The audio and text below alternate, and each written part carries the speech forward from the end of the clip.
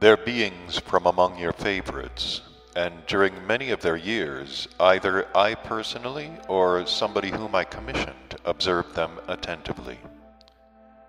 trying as much as possible not to miss anything and to clear up from every aspect all the particularities in their manifestations during the processes of their ordinary existence. And I must confess, my boy, that when I happen to be quite free, I sometimes, during whole synonyms, or as your favorites there approximately define the corresponding flow of time, hours, followed with great interest the movements of the said three-brained beings there under observation, and tried to explain to myself logically their what are called psychic experiencings. And so, during these observations of mine from the planet Mars through my Tescahuano, it once flashed upon me that the length of their existence was century by century and even year by year becoming shorter and shorter at a very definite and equally uniform rate. And this served as the beginning of my further quite serious study of the psyche of these three-brained beings who have taken your fancy. Of course, when I first noticed this, I at once took into account not only the chief particularity of their psyche, that is, their periodic reciprocal destruction, but also the innumerable what are called illnesses which exist exclusively on that planet,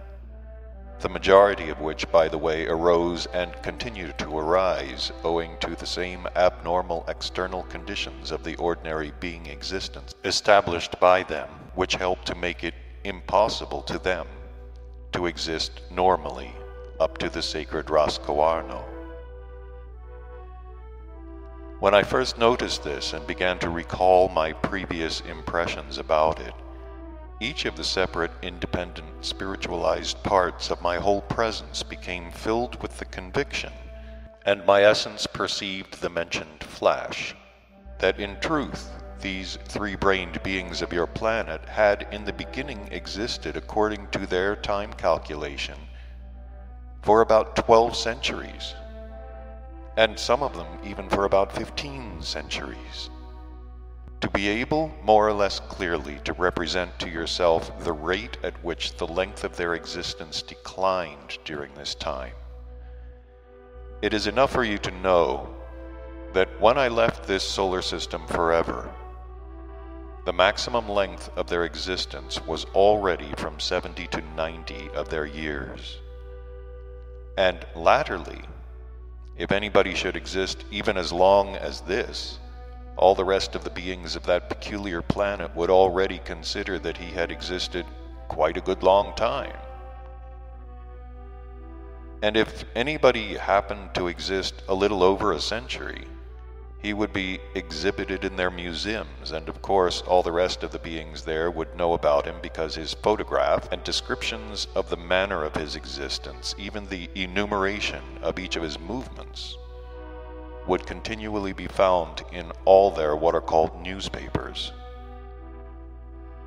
And so, my boy, since at the time when I suddenly constated such a fact there, I had no special business on the planet Mars, and it was quite impossible to try to probe this novel peculiarity by means of the Tescahuano, I therefore decided to go there myself, in order perhaps to clear up for myself there on the spot the causes of this also. Several Martian days after my decision, I again ascended there on the ship Occasion. At the time of this fifth descent of mine in person to your planet, their Center for the Incoming and the Outgoing Results of the Perfecting of Being Rumination, or as they themselves call it, their Center of Culture, was already the city of Babylon.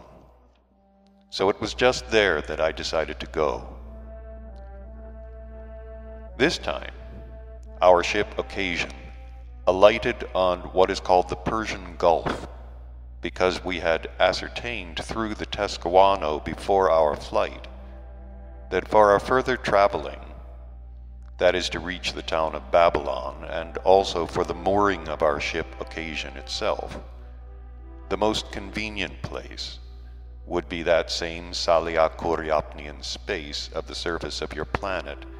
now existing there under the name of the Persian Gulf. This water space was convenient for my further traveling because the large river on the banks of which the city of Babylon stood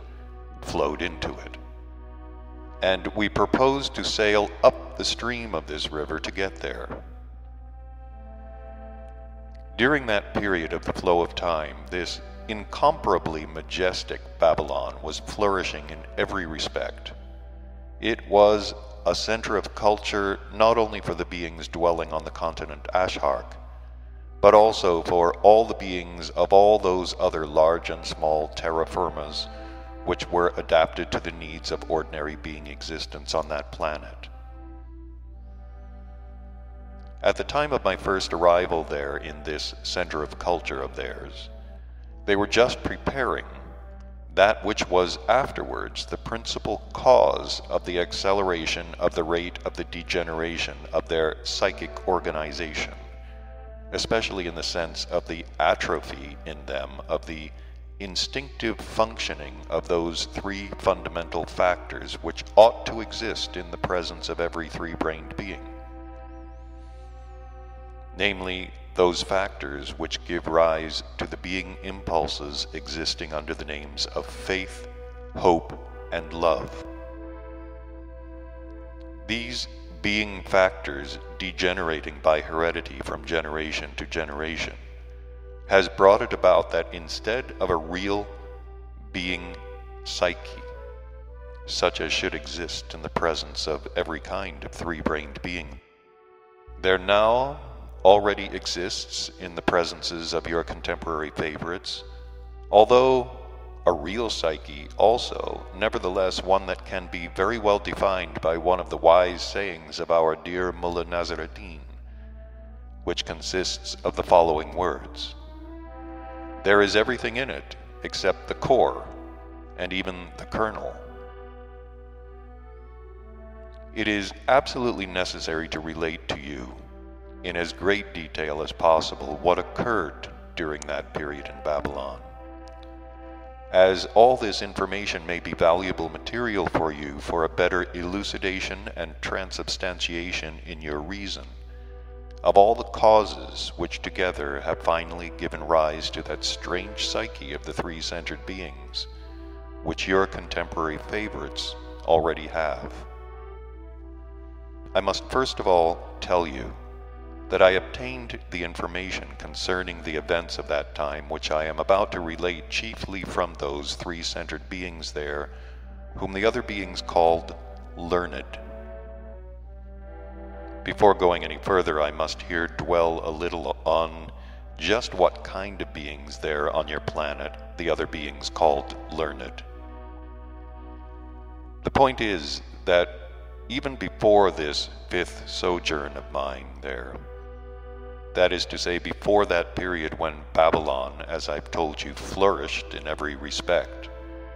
those beings who became learned and were regarded by others as learned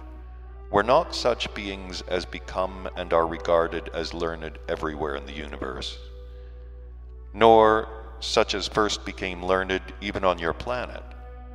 namely such beings as acquire by their conscious labors and intentional suffering the ability to contemplate the details of all that exists from the point of view of world arising and world existence, owing chiefly to which they perfect their highest body to the corresponding gradation of the sacred measure of objective reason, in order that they might later sense as much about cosmic truths as their higher being body is perfected.